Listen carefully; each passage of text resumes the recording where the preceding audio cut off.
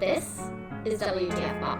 I don't know, some days I just want to hear what W.T.F. Bach has to say about actual Bach. Some days I want to hear from the prodigal son, W.T.F. Bach, and hear everything he has to say about Johann Sebastian Bach, because, he is making it relevant again. Yeah, thank you, Gabby. Here is Evan Schinners masquerading as W.T.F. Bach. Or perhaps I am W.T.F. Bach masquerading as a human. We arrive at our final variation today in Bach's late canonically fueled masterpiece, the variations on Von Himmel hoch.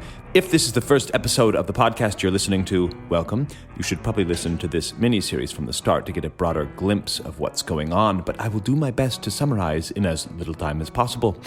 Bach, late in his life, turns his attention to projects that are united by a single musical cell, and the smaller the cell, the better. If it's one theme for 14 fugues and 4 canons, such as the Art of Fugue, or one fugue subject for 2 fugues, 10 canons, and 1 trio sonata, such as the Musical Offering, or if it's one bass line for an aria with 30 variations and then 14 additional canons, such as the Goldberg variations, Bach is squeezing water from a stone in his last years.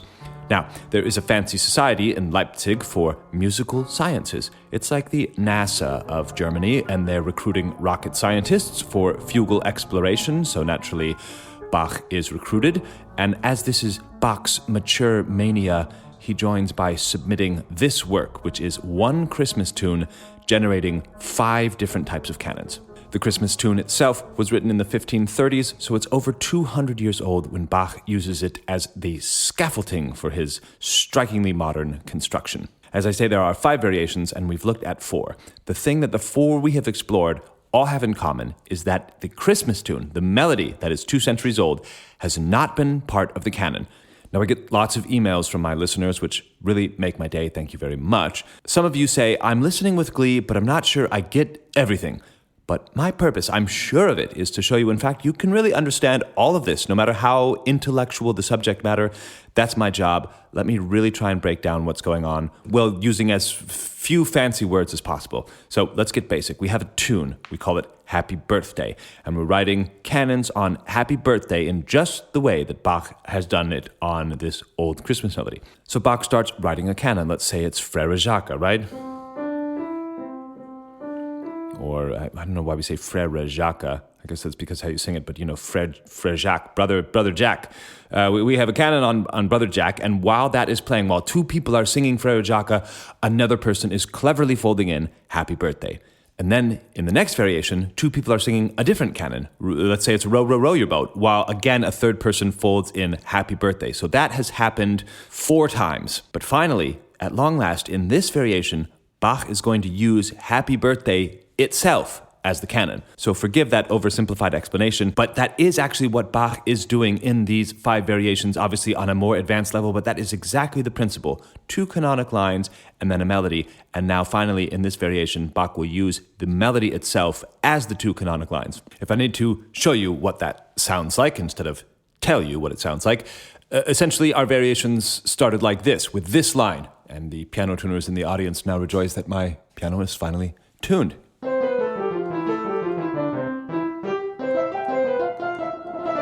That is the opening of variation 1, and that shape itself will be imitated in a canon.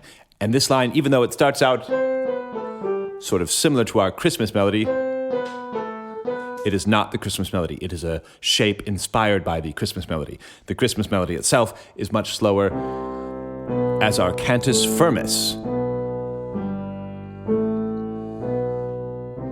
It is there giving us structure. It is there. It is the fine spider web fastening my ankle to the stone, says Mr. Cohen.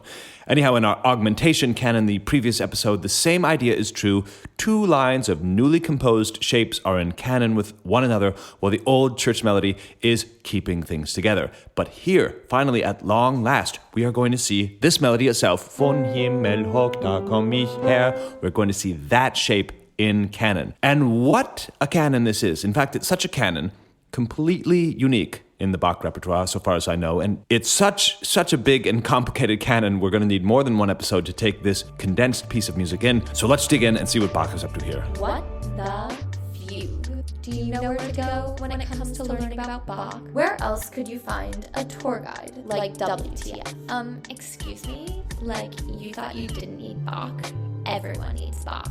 You know you need Bach. Like I say, this canon is very unique. It doesn't actually have a name, or at least a short one. The fair copy says the Cantus Firmus in canon, or the church melody in canon, whereas the engraving copy says another sort of canon in reverse, 1 at the 6th, 2 at the 3rd, 3 at the 2nd, 4 at the 9th. Okay, so it's quite a bit longer than a simple canon at the octave or canon at the 7th.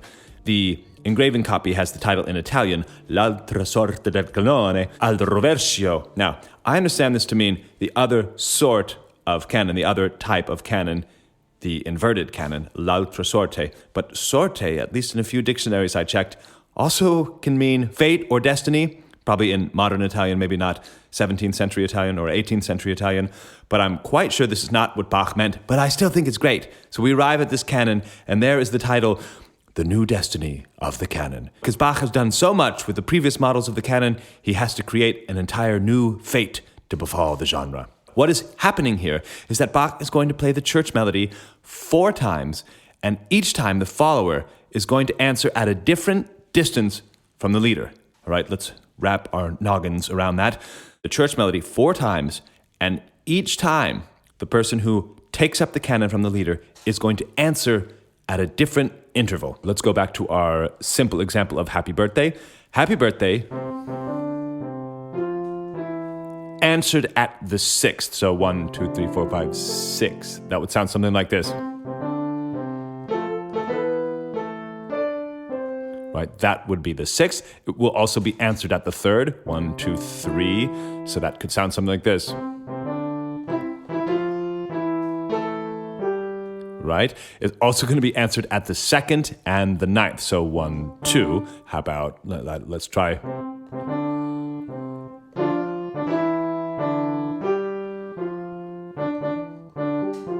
And at the 9th. 1, 2, 3, 4, 5, 6, 7, 8, 9. You're correct if you thought that my Happy Birthday canons didn't sound good or sounded a bit awkward. It is hard to find a melody that is so flexible with its canonic permutations. Sorry, I thought it was going to avoid fancy terms, but in fact that is a term you should probably throw in at your local. Canonic permutations. Everyone around you will think you're really cool. Yes, it's hard to find a tune that works so flexibly, but it's probably even harder to find a composer who can envision how such canonic permutations would work. And now, here's where I hope your brains don't break and you smash the pause button on the episode. The canons are inverted.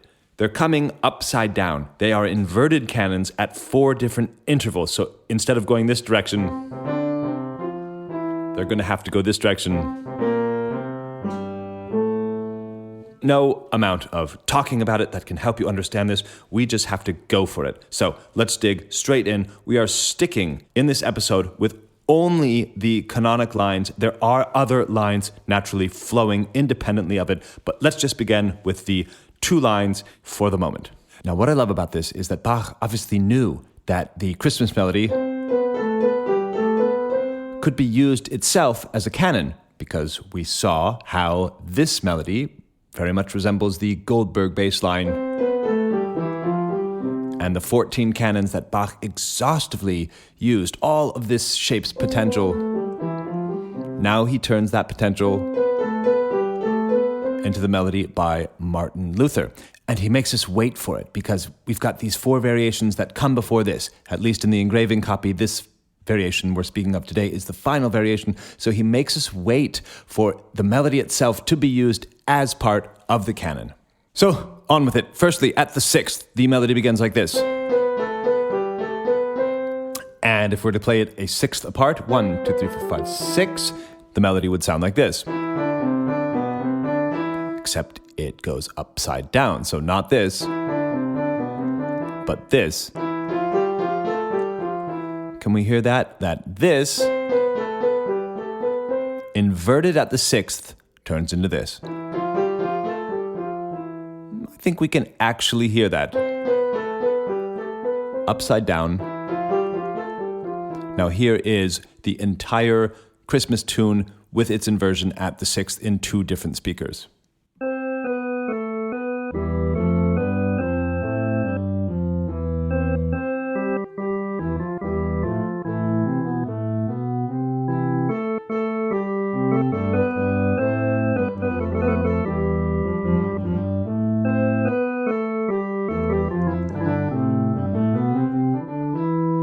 What I really love about the end of each of these times through the Christmas melody is that the final phrase goes down an octave, right from here to there. So the inversion is going to have to go up the octave. So let's hear that. Inverts to. So that would be our canon at the sixth, at the inverted sixth. And then immediately, right as soon as this voice finishes, Bach says, okay, now we're going at the third. And for the musicians among ye, listening public, you know that the sixth and the third are inversions of each other. So in fact, what Bach has done here is simply switched the leader and the follower. So it will be the leader who begins in inversion, right? And the entire Christmas melody at the third will sound like this, now in two speakers.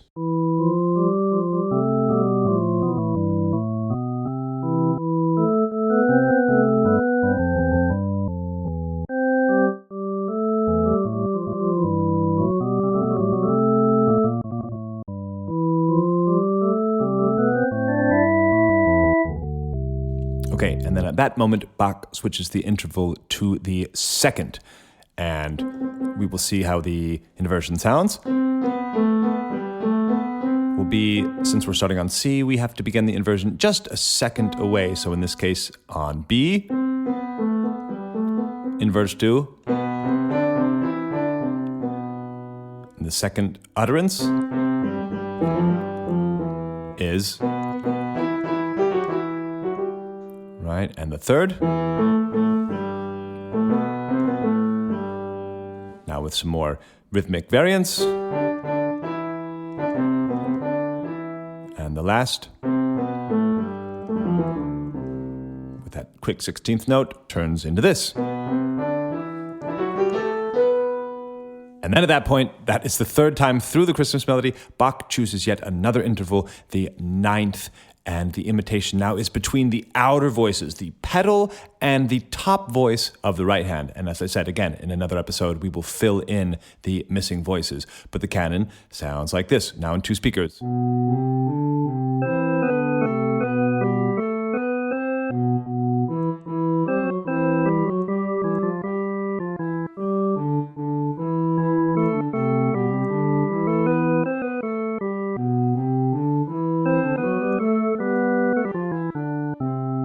At that point, that's bar 52.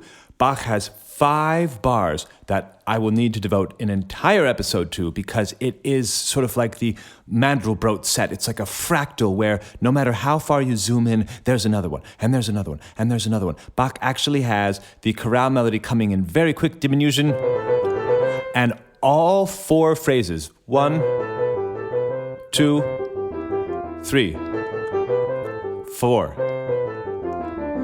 Coming at all different times. So not only is it a diminution, he's got a stretto going on, and he adds different voices. And then, as I mentioned in the previous episode, he signs his name, B-A-C-H.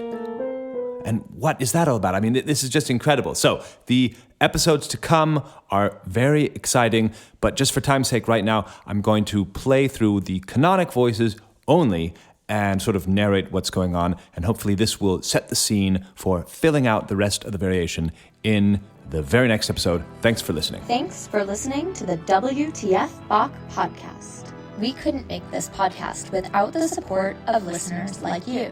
The best way to help this podcast along is to become a paid subscriber on Evan's Substack.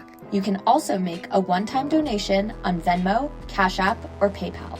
All relevant links are found in this episode's description. Give us a shout at Bach@WTFBach.com. It makes our days to hear from you. Thank you for listening.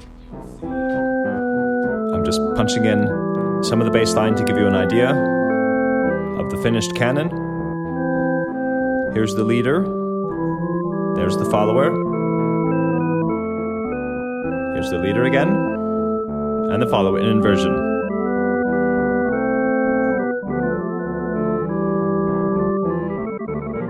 And the leader going down, the follower coming up. Now the leader will be inverted. There's the follower with the Christmas melody. Now you recognize it because it's no longer inverted, or it's inverted twice, therefore it's no longer inverted. Here's the leader going down and the follower going up.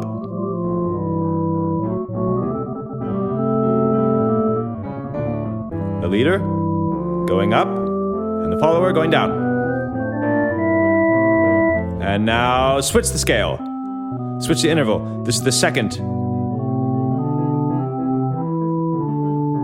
Frantically punching in this 16th note line, which will eventually be part of the product. Here's the leader, and here's the follower.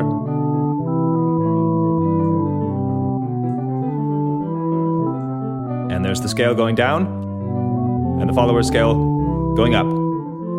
And switch interval. Now the leader is in inversion, and there you hear the familiar melody. Now, no longer inversion, or inverted twice again. And the leader goes down, and the follower goes up, up. And here's our leader going up, and the follower going down. And that's bar 52. That's it.